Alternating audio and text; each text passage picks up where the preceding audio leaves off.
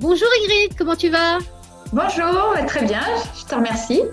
Merci d'avoir accepté cette invitation pour venir nous parler de comment tu vis le confinement. Je vais me présenter pour ceux qui ne me connaissent pas. Je suis Nathalie Robin, coach, conférencière, experte en gestion du changement. Je suis aussi investisseur et fondatrice de Top Force, qui est une coopérative de coach. Et toi, Ingrid, je te laisse te présenter. Ok, donc Ingrid Nueil, j'ai fait un changement un petit peu radical dans ma vie. J'ai commencé mon domaine d'activité dans la qualité et l'agronomie. J'ai exercé mes compétences dans la qualité. Et puis ensuite, j'ai dirigé une structure coopérative parce que pour moi, c'était vraiment important de pouvoir allier le collectif, en fait, le coopératif. D'accord. Et puis, j'ai fait ça une dizaine d'années, donc c'était quand même une grosse structure. Et puis, il est arrivé un peu que le collectif a été un petit peu gommé par l'individualisme et je m'y retrouvais plus du tout. Voilà. Et donc, à la quarantaine, des grandes questions existentielles sont venues à moi en me disant qu'est-ce que je fais? Quel sens je donne à ma vie? Et donc, j'ai eu ce courage, en fait, de tout quitter pour m'installer en tant que vigneronne, en fait. Et ma passion du vin, du terroir, c'est quelque chose qui m'anime. Et puis, j'ai créé un groupement foncier viticole pour garder ce côté collectif. Et cette renaissance a été permise par ça. Ce sont donc des personnes un peu de tout univers, en fait, qui viennent investir dans le foncier et qui permettent, grâce à leur investissement, de pouvoir réhabiliter des friches, c'est-à-dire des terres qui sont incultes. Et moi, derrière, je peux les remettre en culture tout en suivant une culture biodynamique. Donc, c'est on fait une superbe équipe, en fait, puisque grâce à eux, cette renaissance est possible. Et moi, je peux vraiment m'exalter à travers ce nouveau projet. Je suis épatée parce que je trouve ton projet tout à fait merveilleux. Alors, j'ai entendu investisseur. Tu recherches des investisseurs, c'est bien ça? Alors, j'en recherche. En fait, tout naturellement, j'ai créé un site internet et puis assez avec surprise, en fait. Les investisseurs viennent facilement dans le sens où je crois ils ont envie d'apporter leur part aussi, leur part à ce projet écologique. Et puis, quelque part, je préfère avoir peu de monde, mais des gens qui se sentent vraiment investis dans cette cause, investis dans le fait de réhabiliter ces terres pour pouvoir permettre l'installation. Et donc, c'est plus un projet de vie, un projet collectif de passion qu'un projet vraiment financier. D'accord. On peut être investisseur à partir de quelle somme? Alors, il faut investir pour 3 000 euros, c'est une part. 3 000 euros, donc ça vous permet d'avoir en contribution en fait l'équivalent de 12 bouteilles de vin.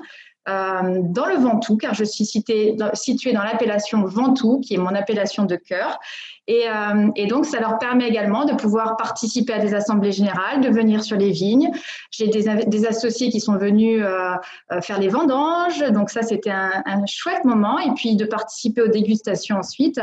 Donc, c'est vraiment un moment de partage. Et pour eux, c'est un moyen aussi de transmettre un peu d'eux-mêmes, de leurs valeurs à travers ce beau projet. D'accord. Donc, si on met 3 000 euros, on participe à un beau projet et en prime, on a 12 bouteilles en cadeau d'un cru exceptionnel. Voilà, exactement. Et biodynamique. Et biodynamique, c'est surtout ça qui est important, c'est cette curiosité et puis redonner vraiment ma phrase que j'ai mis en place en fait, c'est la terre en vie nourrit la vie en nous. Et c'est très important pour moi de redonner la vie et la terre, de redonner de la vie dans le sol pour justement permettre de recréer cette biodiversité. Et surtout, on le voit aujourd'hui dans la situation actuelle, c'est quelque chose vraiment d'important de reprendre soin de notre planète et de nos sols. Redis-moi cette belle phrase que tu vas sortir. La terre en vie nourrit la vie en nous. Et ça, je crois que c'est... Nourrit la vie en nous. Ouais, oui, c'est une très belle... magnifique. Merci. Et tu as un très, très beau projet. Tu m'as pas donné le nom de ton projet. Comment il s'appelle?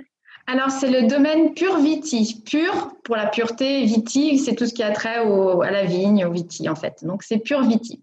Alors, retenez bien Pur Viti. Et puis, j'espère que vous allez tous contacter Ingrid pour dire moi, je veux une part et je veux participer pour qu'on en ait plus.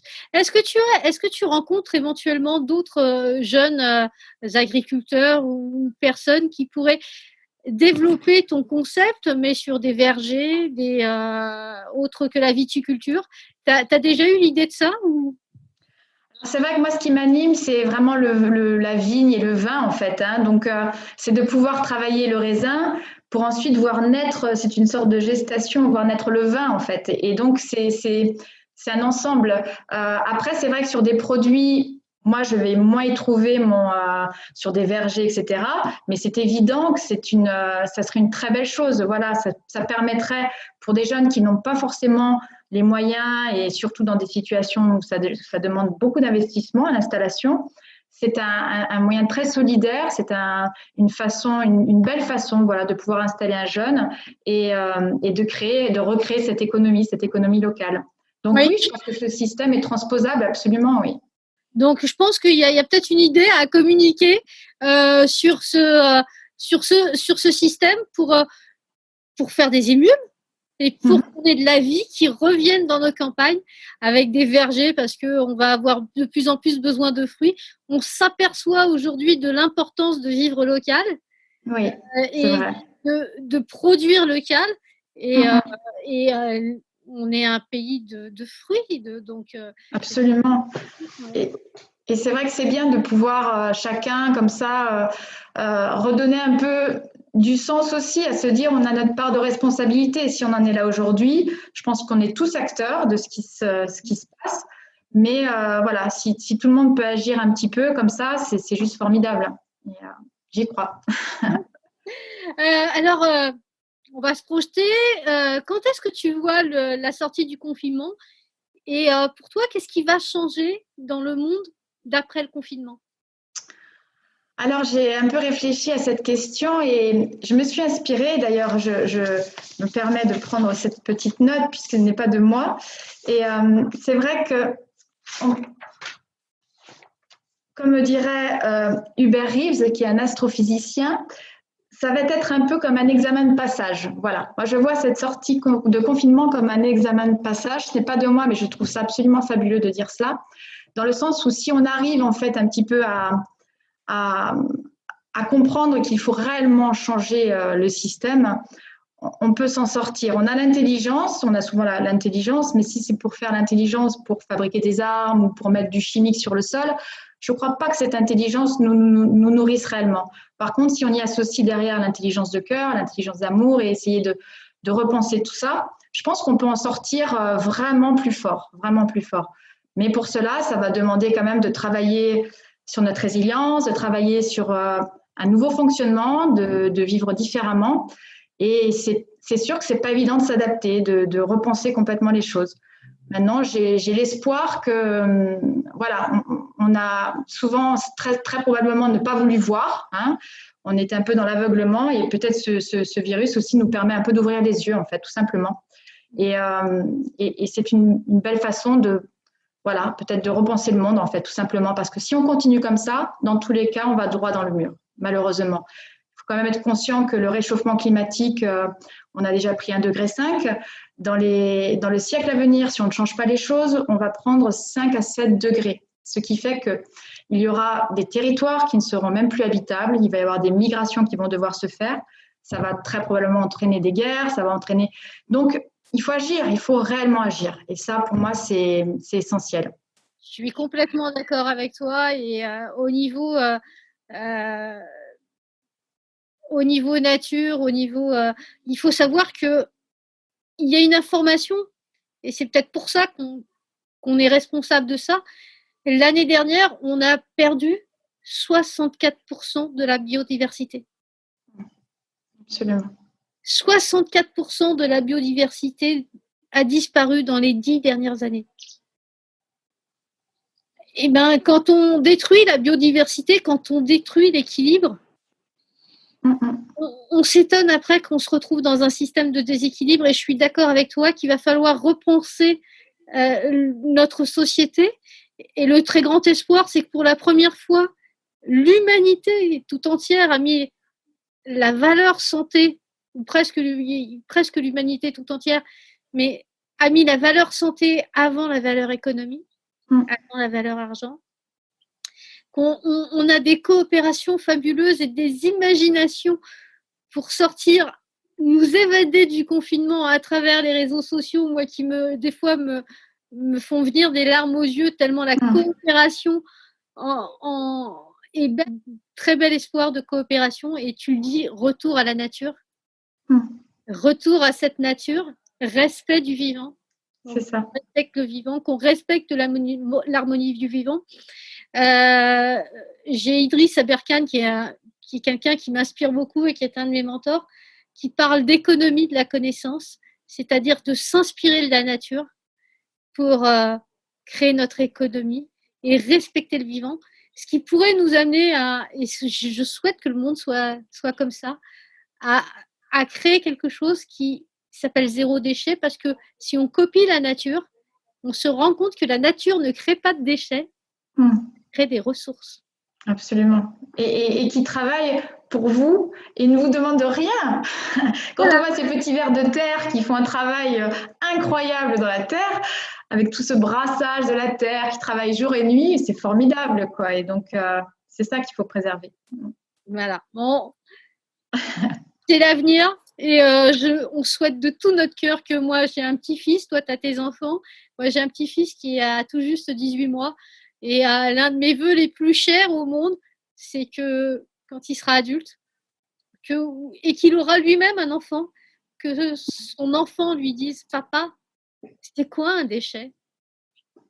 Ce serait l'un des plus beaux cadeaux que je puisse voir réaliser dans ma vie. On va arriver au terme de cette interview. J'ai une dernière question. Quels sont les conseils que tu pourrais donner à ceux qui sont en confinement, qui sont pas en fait dans cette énergie-là de dire on va pouvoir peut-être recréer quelque chose de différent? Qu'est-ce que tu pourrais donner comme conseil pour vivre mieux le confinement ou vivre mieux l'après-confinement? Déjà, peut-être le premier conseil, c'est tout simplement d'apprendre à, même si ça peut paraître un peu ringard, mais d'apprendre à s'aimer en fait, d'apprendre à se respecter, parce que l'amour, c'est une énergie juste incroyable qui nous permet de faire des choses extraordinaires. Et donc, de reprendre du temps en fait pour se retrouver soi-même. Je pense que ça, c'est quand même quelque chose d'important, parce que la vie active ne nous permet pas de le faire. On est toujours à droite, à gauche, on court dans tous les sens. Et là, peut-être de profiter de ce temps de pause aussi pour voilà, juste apprendre à se redonner de l'amour, et ça, c'est déjà très beau. Après, je dirais aussi peut-être réfléchir à, comme vous le disiez tout à l'heure, tu le disais, toutes ces économies solidaires. Je suis assez bluffée. Je vois que les jeunes maintenant sont vraiment attirés par tout cela et ils créent des startups sur l'économie solidaire. Aux États-Unis, ça va être plus les seniors qui vont faire ça, mais on sent voilà, qu'il y a une vraie prise de conscience qui se fait sur tout ça. Donc, voilà, ça donne du baume au cœur quelque part de se dire que les jeunes prennent aussi conscience de ça et ont envie d'être acteurs de ce changement. Et puis, peut-être de ne plus être dans le déni, tout simplement, d'accepter qu'il va falloir travailler sur tout cela, travailler sa résilience, mais que ça sera pour un mieux pour les générations futures. Donc, voilà, c'est un peu les conseils que je donnerais. Et puis, lire énormément, profiter de ces temps pour s'évader un peu à travers la lecture. Voilà.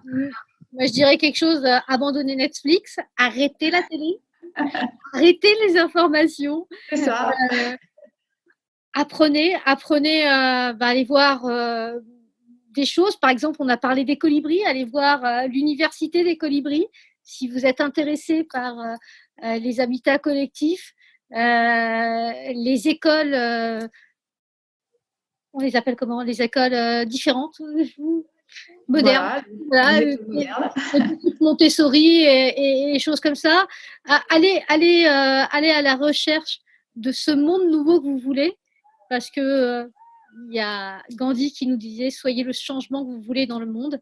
Ben, soyons le changement que nous voulons dans le monde. Est-ce qu'on peut C'est finir ça. là-dessus? Ah oui, je pense que c'est une belle phrase.